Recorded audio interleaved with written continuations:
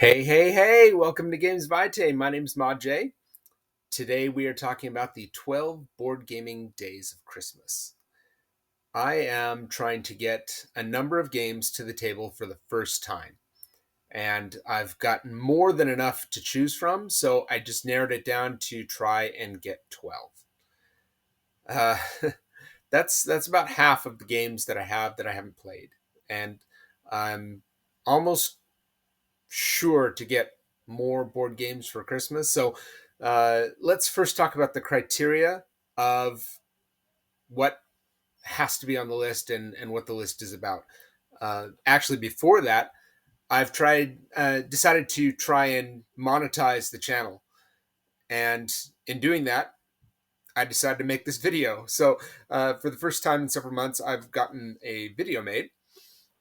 And I would just ask that everybody who sees the video like, comment, subscribe, share, and let's see if we can get this channel a little bit more rolling than it has been. Lately, feel like it's kind of been stuck in the mud.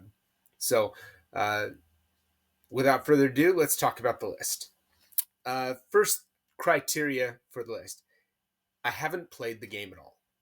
Not online, not well, I take that back. There's some games that I've played online that I'd still think that I'd need to get them to the table to consider playing. So I haven't played the game.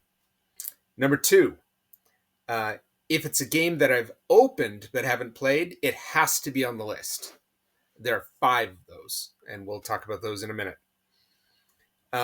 Number 3, expansions don't count. In other words, if I've played the game but I haven't played an expansion to the game, that's good. I can count that game as played.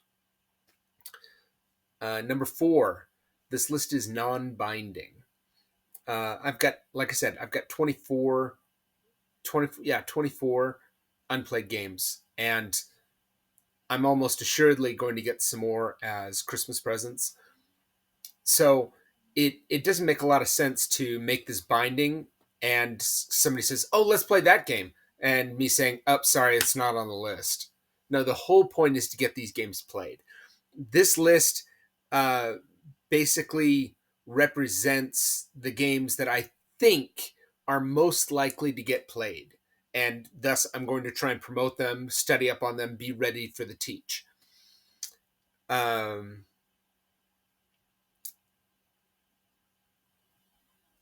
5, this list does not preclude playing games that we have already opened and have played and enjoy. It's a good problem to have when you have a game that's a hit and the family, the board game group, friends, they want to play that game over learning a new game. It's a good problem to have because that means you picked a good game. But that also lends itself to a problem. It's like, well, at one point they learned that game. For example, I've got Castles of Mad King Ludwig right here. They love that game. My family loves that game. My son played it. He says, I want that game. Well, I don't have $200 right now to give you that game, but anyway, he loves that game. But it was a new game at one point, and now it makes it to the table or floor very quickly. It's very easy to sell that game for a game night. So, knowing that, I made this list of 12 games that I want to get played by the end of the first week of January. Okay, let's start off with the games that have been opened but haven't been played. Let's start with, let's see. Number 1, Fall of the Mountain King. I have gotten this game out a few times, set it up, tried to walk through it, even tried a solo. Never really got through a play of it just because of things going on, distractions, things like that. But we have actually got this played. Caveat, I wasn't among the group that played it. So I still consider this unplayed for me. That being said, if we get to the end of the holiday and this is the only one that hasn't been played, I'm going to make a check mark by it. So Fall of the Mountain King, it's kind of a unique twist on area control. Really neat tableau type drafting. Um, yeah, tableau type action selection that I really like. I was kind of like the rule master in when this game was played, because when I went to do the teach while I was playing, my mind just went completely blank. I'm going, and then we do so I just bowed out and said, okay, to make this smoother, I'm not going to play. I'm just going to be the rule master. And it probably had a slow first, little bit, but the pickup was really quick, and it turned out to be a really fun looking game.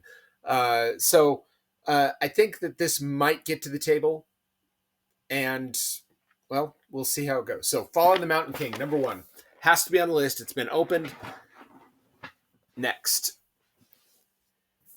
this is a game I have played. So this is one off the list. This is Tidal Blades Heroes of the Reef. This is the deluxe version. It's a rather big box. I'm going to have to put it down like this. Tidal Blades Heroes of the Reef. It's a dice leveling, kind of push your luck, kind of contract fulfillment, set collection, boss battling. It's got really nice table presence. They did a really good job of world building. It's got great art. The dice leveling up is actually kind of a really cool feature, and there's a lot of different ways to score points, either through the fulfillment of, well, I'm calling it contracts, but that's not how they do it. Through the fulfillment of contracts, and those contracts end up as part of an engine that you can build in fighting the bosses, and it's just a really neat game. I'm glad that I pulled the trigger on this. I was kind of questioning whether I should have, but I'm glad I did, and I think that this is a game that now that we've played it, will be a little bit easier to get to the table, and it's just got a good feel to it. So, Tidal Blades, Heroes of the Reef, played. Next, My Father's Work. My Father's Work. I got this to play for like on Halloween. And the first Halloween I got it, I just gotten it. And it didn't get played. I've gotten it out. I've punched everything out, organized everything, downloaded the app. This is app dependent. This Halloween didn't happen again. Probably one of the biggest drivers of maybe getting this played is my son. My son has read through it and he says, I want to play that game. And he's in town for the holidays with his wife. They're both avid game players. So we'll see if this gets played. It's got a worker placement, resource management type thing, and the game plays or changes as depending on what choices you make with the app. So, My Father's Work. Hopefully, this is going to hit the table. The downside maybe is that it's a fairly long game. Minimum I've heard is 3 hours, and that could maybe hamper getting other games to the table. So, hopefully that's not the case. Hopefully, we'll have the right situation, the right group for this game that we can play, and it'll be a good experience. Okay, so My Father's Work, number 3. Number 4. This is a game we've played like the training module to kind of get the basics of it, and it is Mind Management. Mind Management, hidden movement game, one of the top hidden movement games out there, they say. The training module was simple. It's really kind of hard to win if you're the person hiding. but it gives you the gist of how the game works. Because we played the training module, a few people in the family are not really big on trying it again. And it's really unfortunate because the training module is very watered down. So you're not really getting the full mind management experience. The full experience includes a lot more twists, a lot more things that you can do, and to make it such that the two sides are more evenly matched. And in addition to that, this is the deluxe version. It comes with what they call the shift system, such that if one side is continually winning, the side that's losing gets to open a pack of cards, which kind of gives them a little bit more of an edge, and it continues that way. If from that point on the other side's is having a hard time winning, they get to open a pack of cards. It's this shift system is really a neat mechanism to really kind of extend playability of the game. And anyway, I actually passed on the original Kickstarter. No, look at that! It's got some iridescence. I've seen that before, but I didn't think it would come in that under image.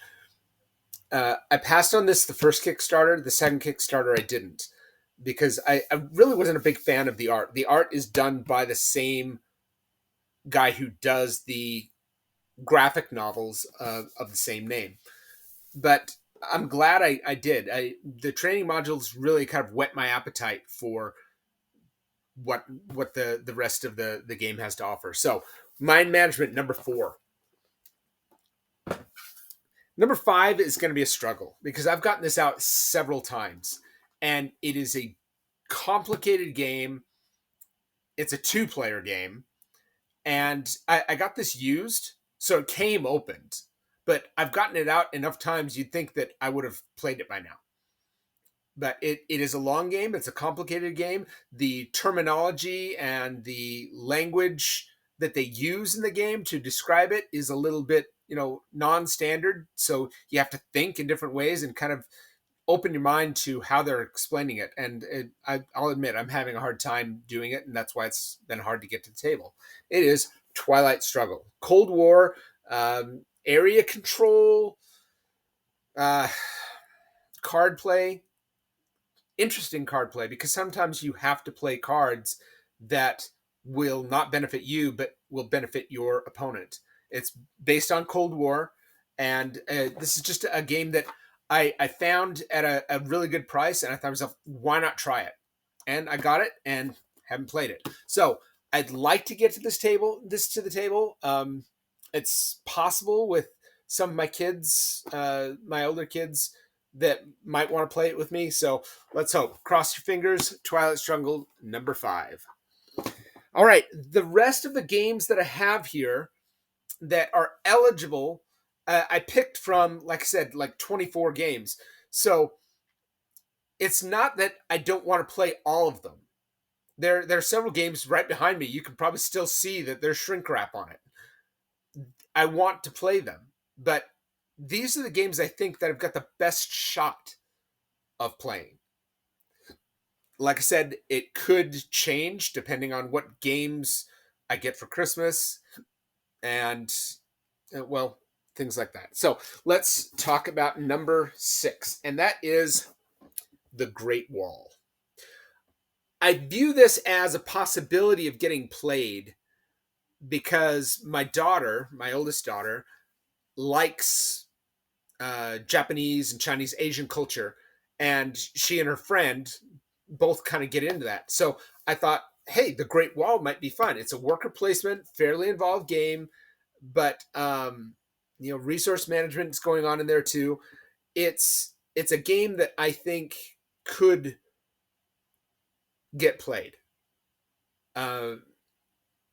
It's gonna necessitate me spending hours through all these games, making sure I'm up to date on the rule book so that the teach will go easier and it'll be more likely to be played. So, Great Wall, number 6. Number 7, Wingspan.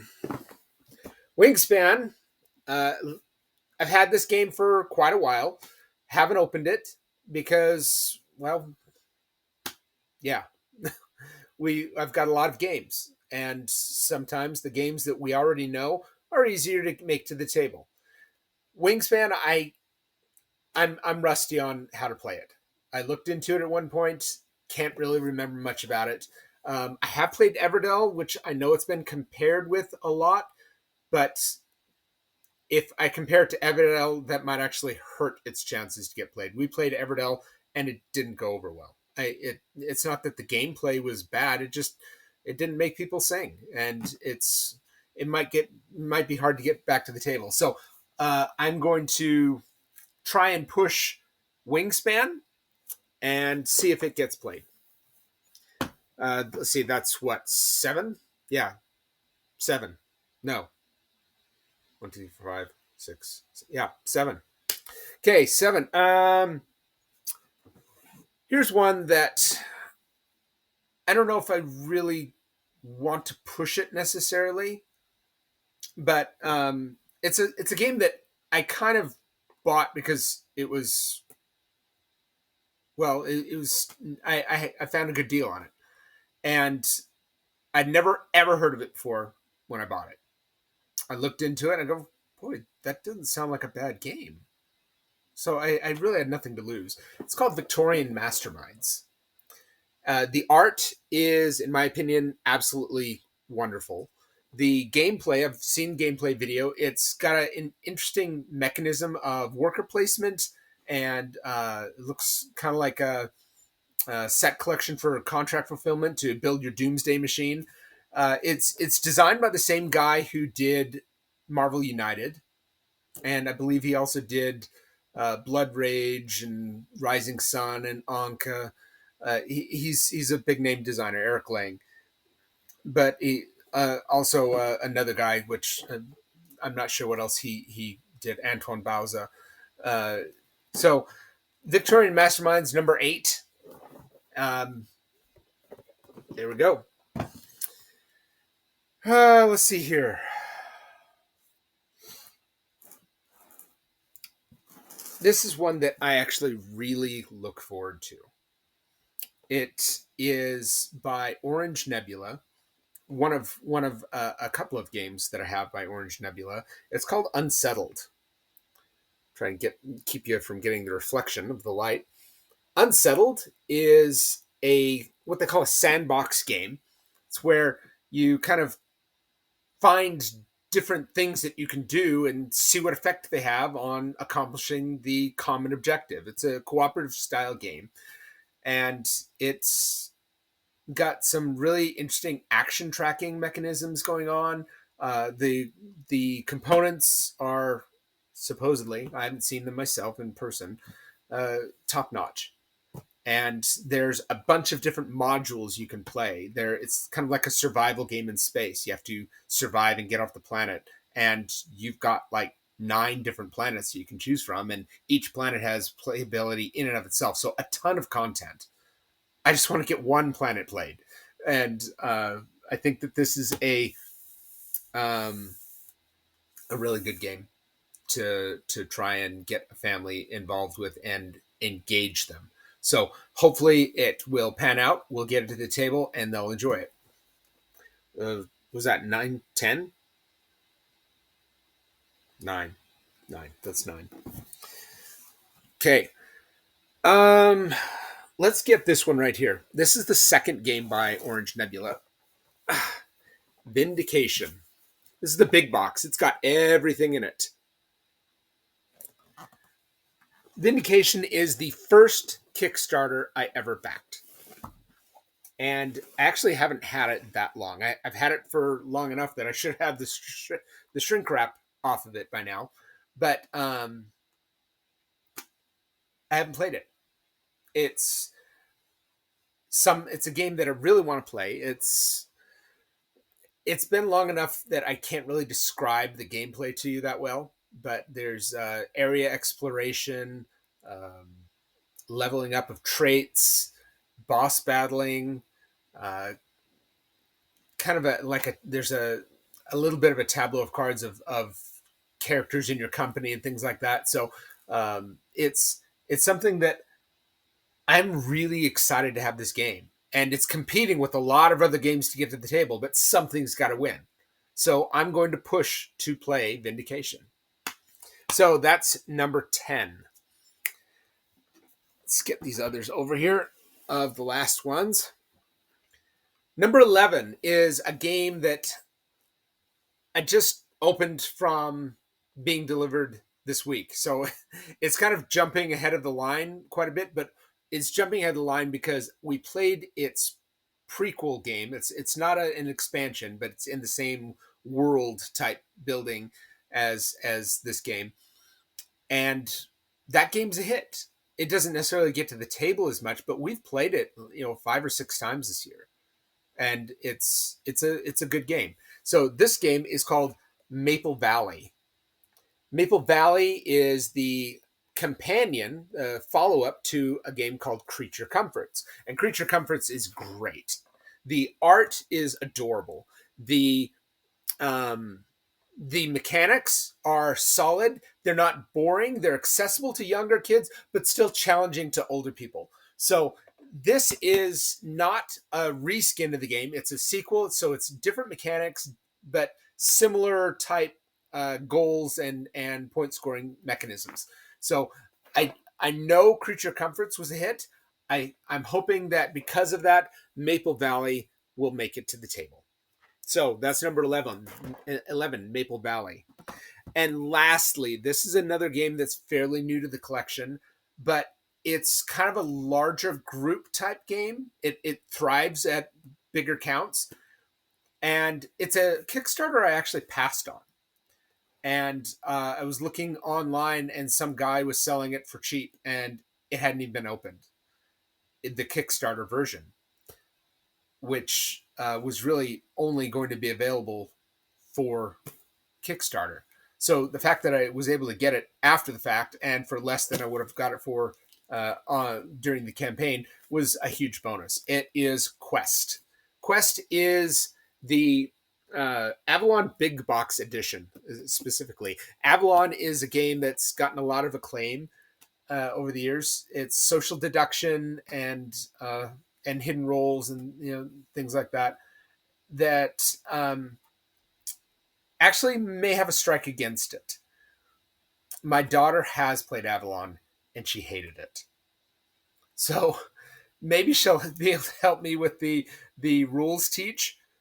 But this is something that I think could get to the table easily and everybody could be involved. And hopefully, maybe if we play it well, maybe the daughter that hated it will soften up toward it a little bit. So Quest, Avalon is the number 12 game of the collection.